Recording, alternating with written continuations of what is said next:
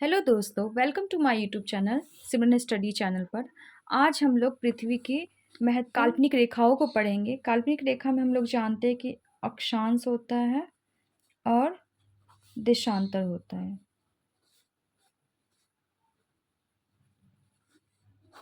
ठीक है। अब इसे पढ़ने से पहले हम लोग पृथ्वी के बारे में कुछ जान लेते हैं कि पृथ्वी का आकार होता कैसा है।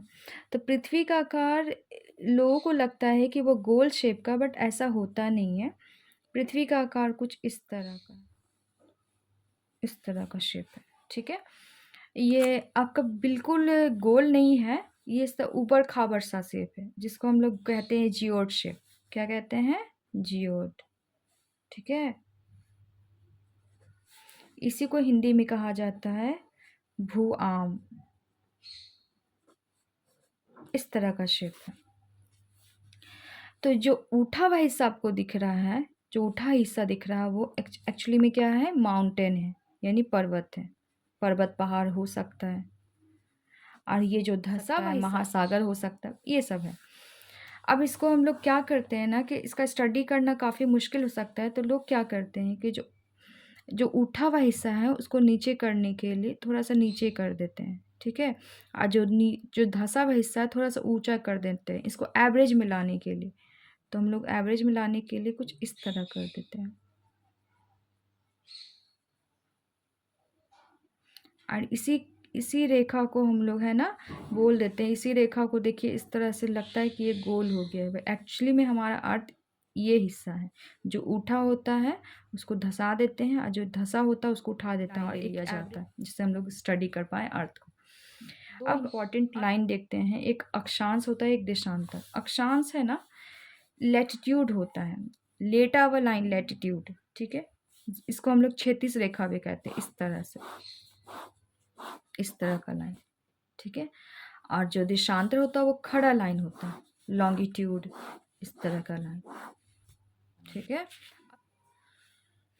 अच्छा देखिए, मान लीजिए कि हमारा पृथ्वी है। ठीक है, मान लेते हैं।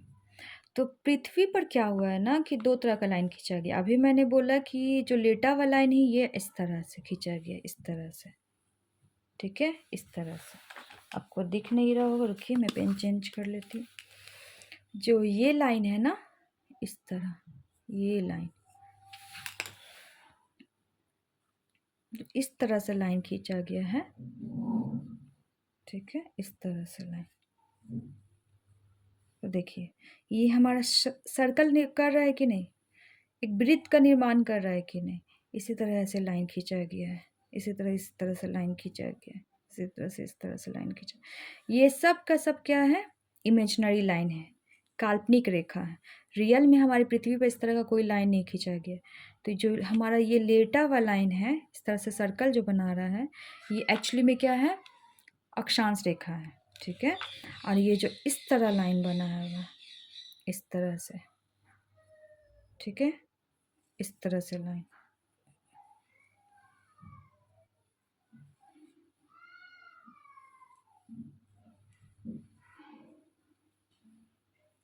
ये आपका देशांतर रेखा है। क्या है? देशांतर रेखा है। तो आज हम लोग यही पढ़ने वाले हैं। हमारा पृथ्वी है। ठीक है, मान लीजिए पृथ्वी है। अब पृथ्वी है ना, पृथ्वी अपने ये इस तरह से है, फैला हुआ है अपने ये वाले पोर्शन पर, ये पोर्शन पर, ये वाला पोर्शन पर। ऐसे मान लीजिए ये ऐसे फैला हुआ है, ऐसे फैला हुआ है। और ये है ना, ये चिपटा है। ध्रुवों पर अपना क्या है? चिपटा है। तो इसका आकार है ना, ये वाला पोर्शन पर फैला हुआ है और ये ध्रुवों पर चिपटा है। इससे एक होता है ना, इंसान, एक मानव क्या करते हैं, मानव का जो कमर होता है वो फैला होता है, ये चिपटा है। ठीक है।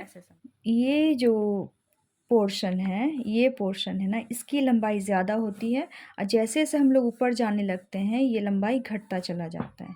तो हम लोग कह सकते हैं कि ये जो जो हमारा अक्षांश है ना, अक्षांश एक्चुअली में, अक्षांश एक तरह का वृत्त बनाता है। क्या बनाता है? वृत्त बनाता है। तो जैसे जैसे ये ऊपर जाता जाएगा, ऊपर जाता जाएगा, वृत्त का जो आकार है ना वो छोटा होता जाएगा, छोटा होता जाएगा, छोटा होता जाएगा, एकदम अंत में क्या हो जाएगा? पॉइंट हो जाएगा। इसी पॉइंट को हम लोग कहते हैं नॉर्थ पोल। क्या बोलेंगे? North pole. इसी को कहते हैं उत्तरी ध्रुव भी कहा जाता है। नीचे वाला जैसे ऊपर में अब जाते गए, छोटा होते गया, छोटा होता गया, होता गया, होता गया, होता गया, एंड पॉइंट बन गया। एग्जैक्टली सेम यहाँ पर भी नीचे आकर छोटा होता जाता, होता जाता, होता जाता, होता जाता, होता जाता है, और अंत में हमारा साउथ पोल निर्माण करता है। क्या होता है? South pole. इसी को हम लोग कहते हैं दक्षिणी ध्रुव। ठीक है, तो उत्तरी ध्रुव और दक्षिणी ध्रुव कोई सर्कल नहीं, एक पॉइंट है, एक बिंदु है। क्या है? बिंदु। हमें एक एक करके देख लेते हैं कि कैसे खींचा गया है। तो ये हमारा अक्षांश रेखा है ना, पूरब से पश्चिम की दिशा में खींचा गया है, पूरब से पश्चिम की दिशा में, इस तरह से।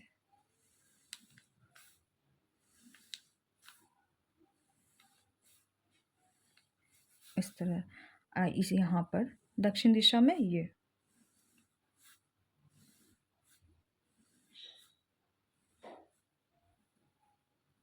ठीक है,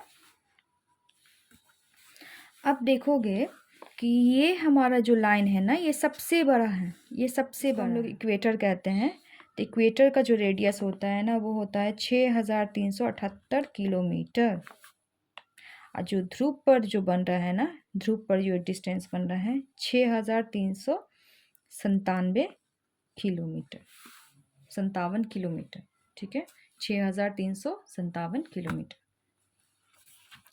आप देख सकते हो, यहाँ पर कंपैरिजन कर सकते हो कि इक्वेटर का जो रेडियस होता है वो बड़ा होता है, और जो पोल का रेडियस होता है वो छोटा होता है, क्योंकि मैंने बोला ऊपर जाते ही इसका साइज छोटा होता जाता है सर्कल का। आपका सबसे बड़ा यहाँ पर मिलेगा। देखिए, ये मान लीजिए कि हमारा अर्थ है, तो अर्थ को दो इक्वल पार्ट में जो लाइन डिवाइड करता है, दो इक्वल पार्ट में जो लाइन डिवाइड कर रहा है, वो हमारा इक्वेटर कहलाता है। क्या है? इक्वेटर। इसी को हम लोग कहते हैं विषुवत रेखा। विषुवत रेखा। इसका जो डिग्री होता है ना, ये 0 डिग्री होता है। क्या होता है? 0 डिग्री। अब ये तो 0 डिग्री है, ठीक है, 0 डिग्री है। तो हम लोग क्या करते हैं ना, कि पहले अक्षांश के बारे में जानते हैं कि अक्षांश होता क्या है, और अक्षांश के बाद हम लोग रेखा को इंडिकेट करेंगे। ठीक है, तो क्या होता है ना कि मान लीजिए कि जैसे कि यहाँ पर मान लीजिए, जिसको हम लोग सेंटर मान लिया जाए। ठीक है, सेंटर मान लिया जाए, और सेंटर पे रख कर यहाँ पर 1 डिग्री खींचा जाए। कितना डिग्री? 1 डिग्री। और इसी तरह सेंटर पे रख कर यहाँ पर 1 डिग्री खींचा जाए। ठीक है, 1 डिग्री। इसी तरह यहाँ पर भी, यहाँ पर 2 डिग्री, इस साइड भी 2 डिग्री। ठीक है, ये एक्चुअली में खींच क्या रहे हैं हम लोग? ये हम लोग क्या खींच रहे हैं? ये अक्षांश है, रेखा नहीं है। क्या है? अक्षांश है। जब हम लोग केंद्र को लेते हुए दोनों तरफ हम लोग अक्षांश खींचते हैं। क्या खींचते हैं? अक्षांश। ये अंश हमारा है ना, अंश हमारा डिग्री में कहलाता है। अंश को किस में मेज़र करेंगे? डिग्री में मेज़र करते हैं। और ये हमारा अक्षांश है, ये हमारा अक्षांश है। सेम अक्षांश से अगर हम लोग एक ऐसे लाइन मिला देंगे, सेम अक्षांश से ऐसे लाइन मिला दिया जाता है, इसको कहा जाता है अक्षांश रेखा। सेम अक्षांश से ऐसे लाइन को हम लोग मिला देते हैं, तो यही बन जाता है हमारा अक्षांश रेखा। सेम अक्षांश से ये लाइन मिला दिया। ठीक है, तो ये हमारा हो गया अक्षांश रेखा। क्लियर हुआ? अक्षांश रेखा क्या होता है? अक्षांश और अक्षांश रेखा में काफ़ी फर्क है, काफ़ी अंतर होता है। अब इसको एक मत समझ जाइएगा, अक्षांश अलग है और अक्षांश रेखा अलग। मान लीजिए कि हमारा अभी विषुवत रेखा है, जैसे हमने ऊपर मेजर किया। ठीक है, विषुवत रेखा के किसी बिंदु से है ना, उत्तर और दक्षिण की ओर है ना, कोणीय दूरी, उत्तर और दक्षिण की ओर कोणीय दूरी को ही हम लोग अक्षांश रेखा कहते हैं। कोणीय दूरी को अक्षांश कहते हैं। कोणीय दूरी अक्षांश कहलाता है। ठीक है, दो समान अक्षांशों को मिलाने वाली क्षैतिज रेखा को अक्षांश रेखा कहते हैं। तो इसको लिख देती हूँ, आप लोग नोट कर लीजिएगा, अक्षांश रेखा।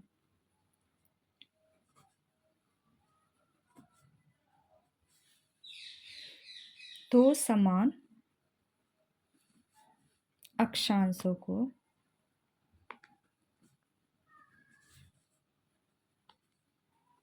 मिलाने वाली कोणीय दूरी को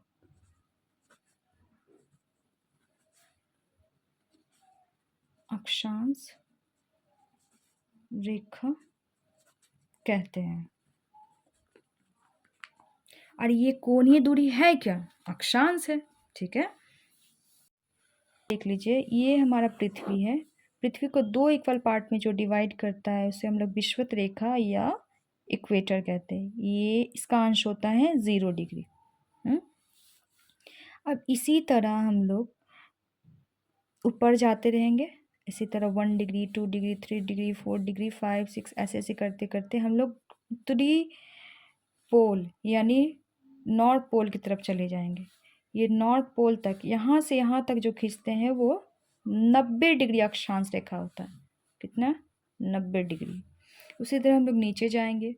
ठीक है, 0, 1, 2, 3 करते करते यहाँ तक जाएंगे तो यहाँ तक कितना हो जाएगा? 90 डिग्री। साउथ भी क्या हो जाएगा? 90 डिग्री। 0 से 90, 0 से 90। ये हमारा अक्षांश रेखा अलग ले लीजिए और ये हमारा अक्षांश रेखा अलग, 1 से लेकर 90 और यहाँ से भी 1 से लेकर 90। तो टोटल अक्षांश रेखा होता कितना है? टोटल अक्षांश रेखा होता कितना है? यहाँ पर अक्षांश और अक्षांश रेखा अलग काउंट करेंगे। अक्षांश एवं अक्षांश रेखा दोनों तो अलग है, अभी बता दिया क्या डिफरेंसेस है। तो अक्षांश जो होता है ना 181 होता है। अक्षांश कितना होते हैं? 181। देखिए 90 इधर और 90 इधर और ये 0 डिग्री, तो 90 + 90 और 1 ये। ठीक है, अक्षांश रेखा कैसे होते हैं? तो ये जो बिंदु है ये तो कोई रेखा नहीं बना रहा है। मैंने शुरू में ही बोला कि ये जो बिंदु है ये रेखा नहीं बनाता, एक पॉइंट है। क्या है? एक पॉइंट है। जब ये पॉइंट है तो क्या हम इसको रेखा कह सकते हैं? बिल्कुल नहीं कह सकते। तो एक यहाँ से हटा दीजिए, एक यहाँ से हटा दीजिए, तो 90 में से एक गया तो 89, फिर इधर भी आया तो 89। लेकिन ये तो रेखा है, हाँ ये रेखा है, तो इसमें 1 प्लस कर दो तो टोटल अक्षांश रेखा कितना हो जाएगा? 179। अब क्लियर हो गया कि अक्षांश एवं अक्षांश रेखा क्या होता है। एग्जाम में कभी भी आपसे क्वेश्चन करेगा कि अक्षांश एवं अक्षांश रेखा कितने हैं, तो क्लियर हो गया कि क्या कहना चाह रही हूँ। अब हम लोग आते हैं मुख्य अक्षांश रेखा कौन कौन है इसके बारे में जान लेते हैं।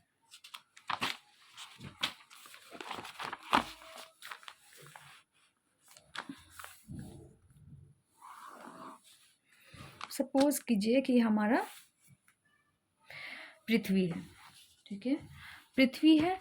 अब पृथ्वी को दो इक्वल पार्ट में जो बांटता है उसको हम लोग कहते हैं विषुवत रेखा। विषुवत रेखा, विषुवत रेखा का जो डिग्री होता है वो 0 डिग्री होता है। कितना होता है? 0 डिग्री। अब इसी तरह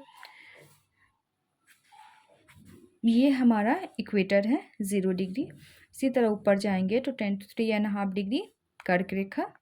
ठीक है, इसी तरह सेम नीचे आएंगे 23.5 डिग्री साउथ की तरफ, तो ये होगा मकर रेखा, ट्रॉपिक ऑफ कैप्रिकॉर्न। और ये कर्क रेखा क्या कहलाता है? Tropic of Cancer. इसी तरह ऊपर जाओगे 66.5 डिग्री पर एक इम्पॉर्टेंट सर्कल मिलेगा जिसका नाम है आर्किट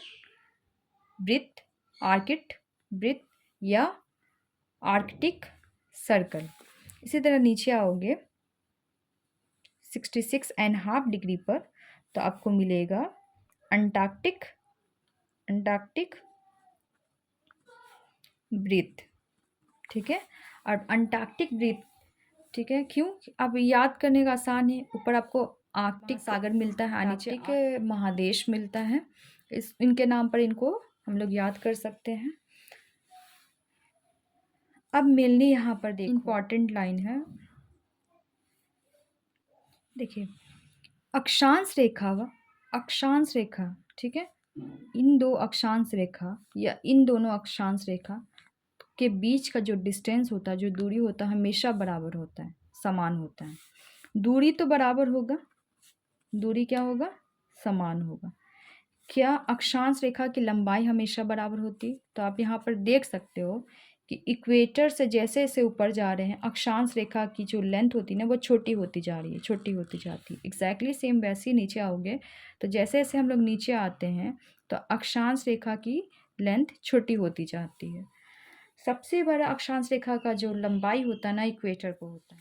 तो इसकी लंबाई, विषुवत रेखा पर लंबाई 111.7 किलोमीटर होता है। और जो ध्रुव पर जो लंबाई होता है ना, ध्रुव पर 110.6 किलोमीटर होता है।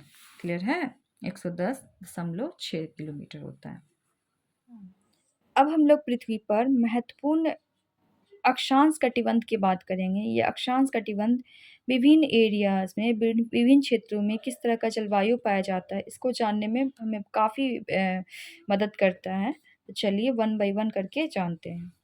मान लीजिए कि हमारा पृथ्वी है, ठीक है। अब पृथ्वी को 2 इक्वल पार्ट में जो डिवाइड करता है, हमें पता ही है क्या है। ये हमारा विषुवत रेखा है। क्या है? विषुवत रेखा है। आप देखोगे कि विषुवत रेखा पर 23.5 डिग्री पर कर्क रेखा मिलता है। 23 देखिए, हम लोग जैसे कटिबंध ऊपर पढ़ेंगे एग्जैक्ट सेम, कोई भी अंतर नहीं। जैसे ऊपर में हमारा होगा कटिबंध का पोजीशन, वैसे ही सेम नीचे बनेगा। तो मैं वन साइड बताती हूँ और उसी को नीचे हम लोग मान लेंगे। तो 0 डिग्री से लेकर 23.5 डिग्री, ये तो हमारा कर्क रेखा है। तो विषुवत रेखा कर्क रेखा के बीच में हमारा है ना उष्णकटिबंध बनता है। कैसा बनता है? उष्णकटिबंध।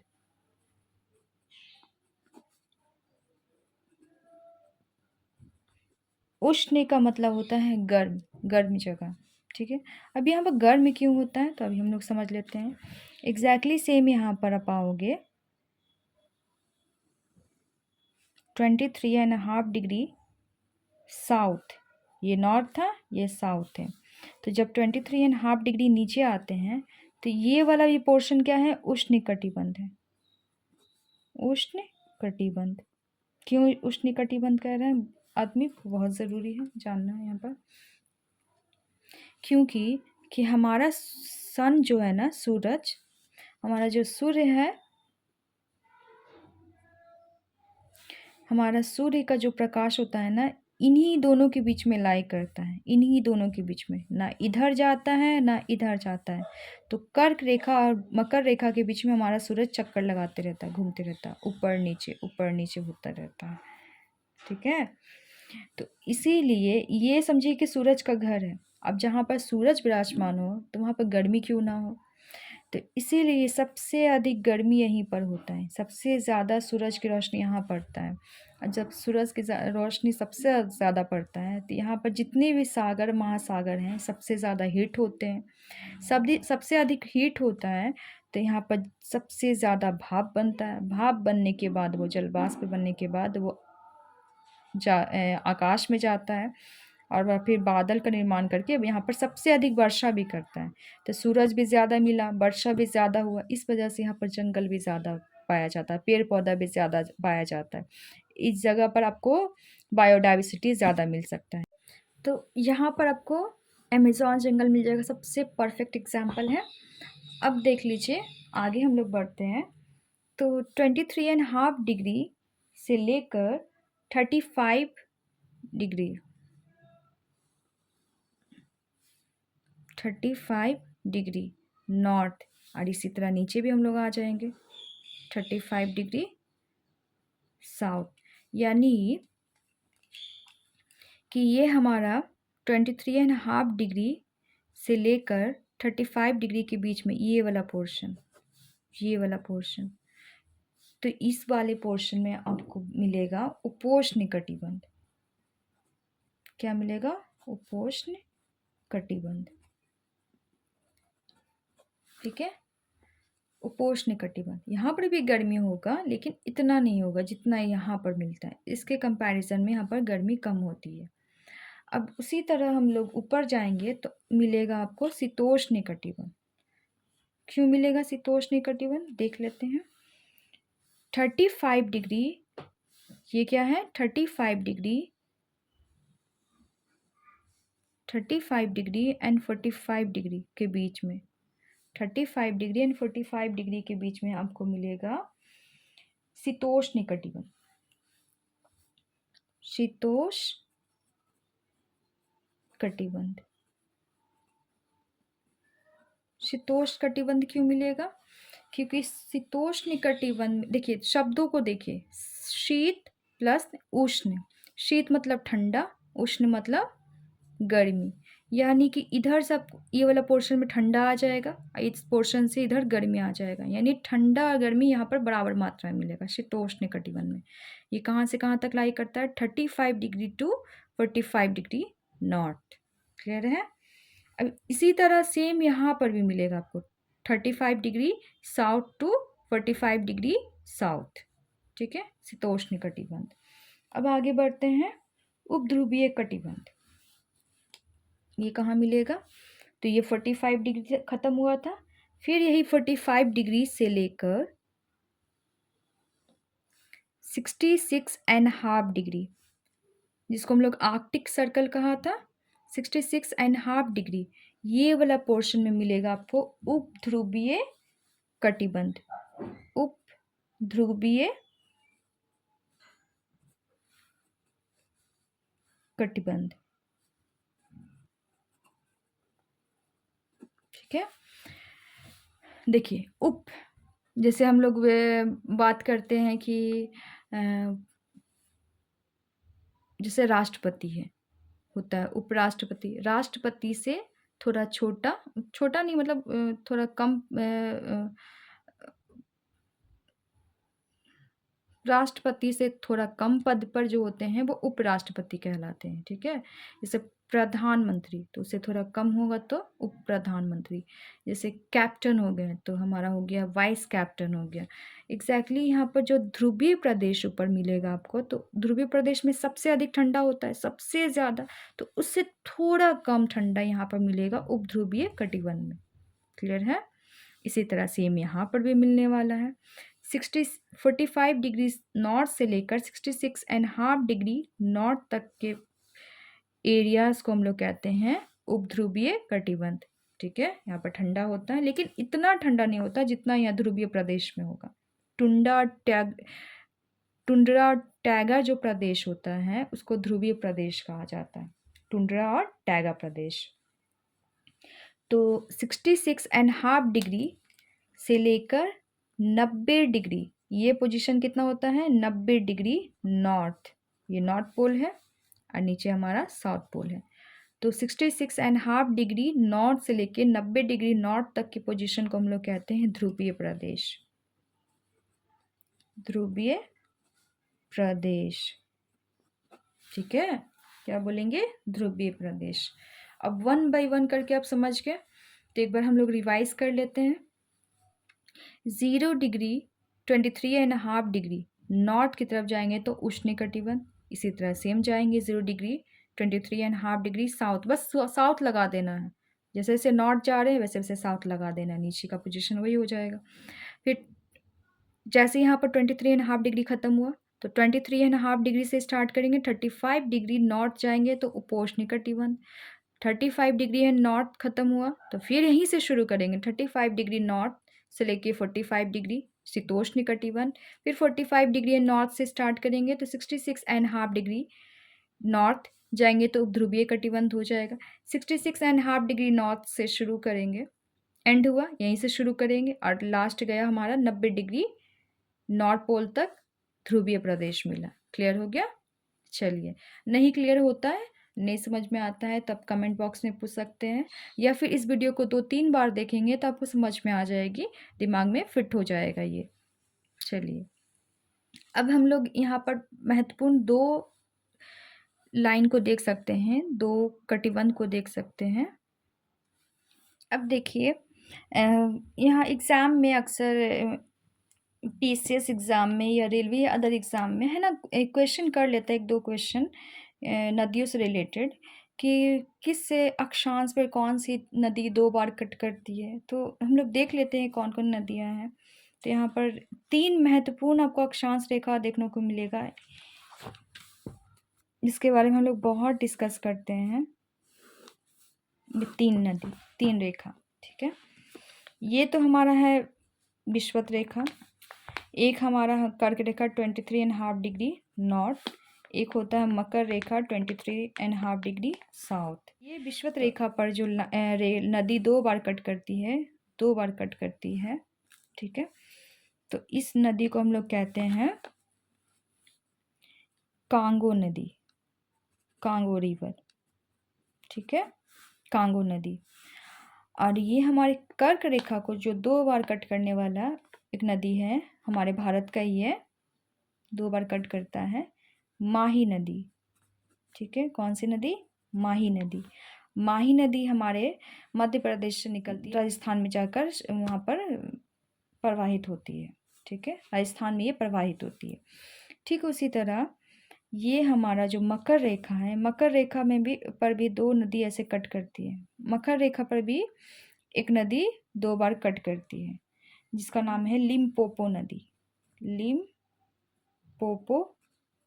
नदी, ठीक है।